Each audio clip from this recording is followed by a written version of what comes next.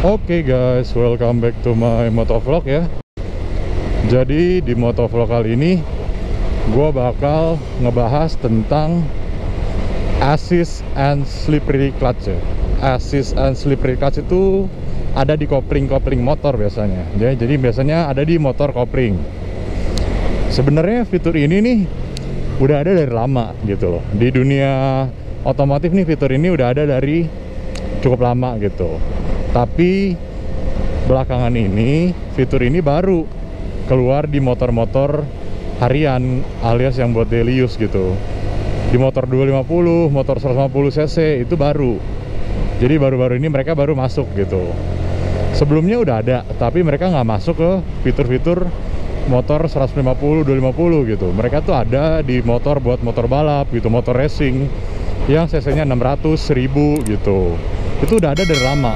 Jadi tujuan dibuatnya assist and slippery clutch ini sebenarnya untuk biar ketika kita melakukan engine brake nih, jadi turun gigi ya. Jadi misalnya dari gigi 4 nih gue sekarang, ini lampu merah depan, nanti gue nggak ngerem, gue turunin kopling, turun gigi.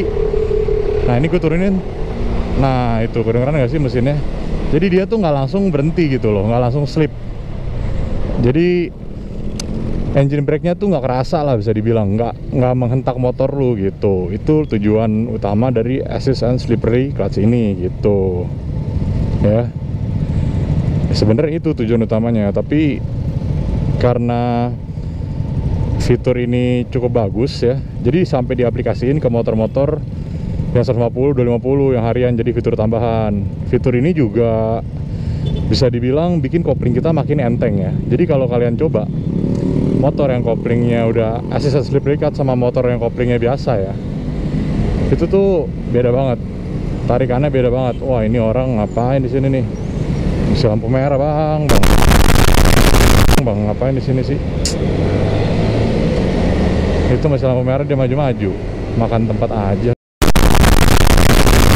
Tadi sampai mana? Oh iya, jadi tadi fitur assist and slippery clutch ini membuat kopling kita semakin jadi enteng gitu. Jadi misalnya motor kalian nih motor biasa ya, motor kopling biasa, tarikan kopling ini nih, ini yang kayak gini nih, ini yang gue tekan-tekan. Nah itu dia nggak bakal seenteng ini. Ini bisa pakai satu tenaga nih, lihat ya tuh. Ini tuh enteng banget gitu intinya. Kalau motor kopling biasa nggak bisa pakai satu tangan gitu, pasti berat gitu. Nah ini tuh bener-bener enteng. Jadi mungkin perusahaan-perusahaan itu ngimplementasiin fitur ini ke motor harian karena bisa ngebantu ridernya juga biar buat pakai daily use itu nggak capek koplingnya gitu. Jadi kalau kalian pakai motor biasa yang kopling biasa ya, sama motor yang kopling kayak gini, assist and slippery clutch ini, itu jelas lebih enteng gitu, lebih mudah dibawa juga. Jadi kayak lagi macet, lagi apa, kita nekan-nekan kopling terus kan, nah dia nggak pegel gitu loh. Gitu. Jadi sebenarnya fitur utama dari assist and slippery clutch itu kayak gitu guys. Dibilang harus ada juga enggak gitu sebenarnya ya kan. Ini tuh dibilang fitur-fitur opsional atau tambahan yang ada di motor kalian. Kalau ada ya bagus, kalau nggak ada ya udah gitu loh. Nah kebetulan motor gue ini R15 V3 ini Yamaha udah ada gitu. Motor-motor zaman sekarang udah lumayan juga banyak yang keluar, yang 250 ke bawah, yang 600 cc ke bawah ya, kayak New Ninja tuh udah keluar, New Ninja SL ya, KTM Duke ya, KTM Duke juga udah keluar tuh. Ada dia fitur assist and slippery clutch-nya gitu. Itu tuh emang dibilang fitur utama juga bukan. Jadi gue bilang ini fitur spesial ya. Jadi fitur yang cukup spesial untuk motor-motor kopling zaman sekarang gitu. Apalagi kalau kalian tujuannya daily use gitu. Yang tujuannya nggak daily use aja enak. Kalian buat riding mingguan doang gitu, itu enak. Koplingnya tuh nggak bikin tangan kiri kalian ini pegel gitu loh. Ketika kalian neken atau ngegrip gitu ya, jadi tangan kalian nggak cepet pegel, bener-bener enak lah pokoknya gitu. Itu sih fitur-fitur dari assist and slippery clutch yang ada di motor gue ini. Ini juga gue omongin berdasarkan perasaan yang gue rasain ya. Jadi gue udah bandingin sama kopling yang biasa. Kopling biasa itu tarikannya bener-bener lebih berat jauh ya.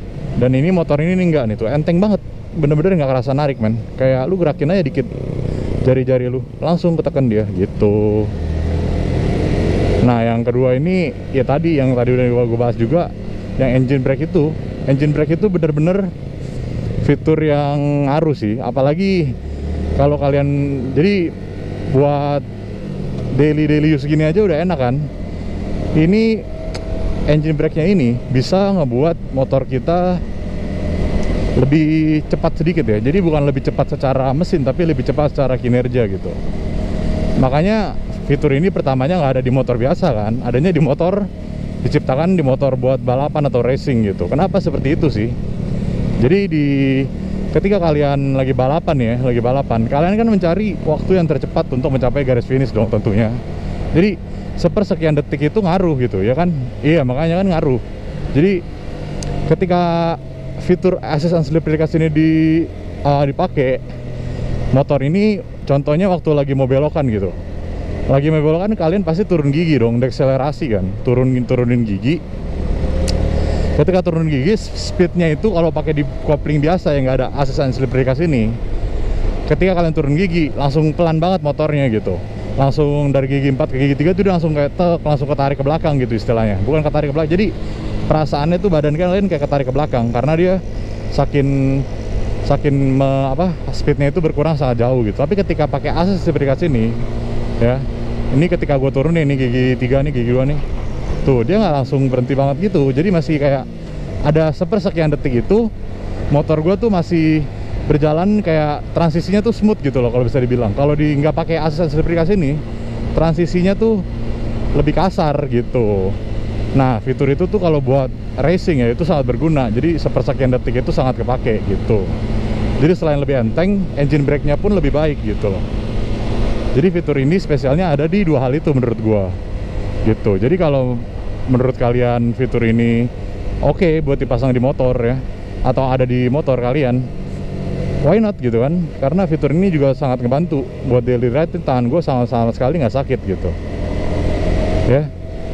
Mungkin kedepannya akan lebih banyak lagi motor-motor kopling yang pakai fitur seperti ini, karena emang menurut pribadi opini gue ya, ini ngebantu banget gitu.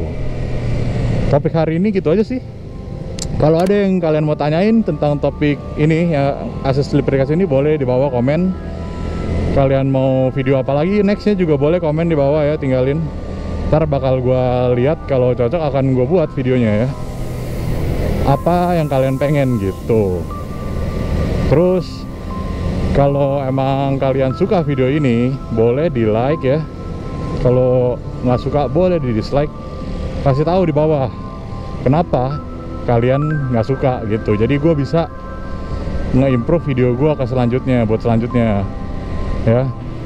Kayak misalnya contoh ya, dislike nih, terus lu komen, gue nggak suka nih, suaranya nggak jelas gitu. Nah berarti next videonya kan misalnya gue baca, gue akan memperjelas gitu guys. Oke, segitu dulu video dari gue. Oke, stay tune dan tunggu video gue selanjutnya ya. Thank you guys for watching. See you guys in the next video. Peace out.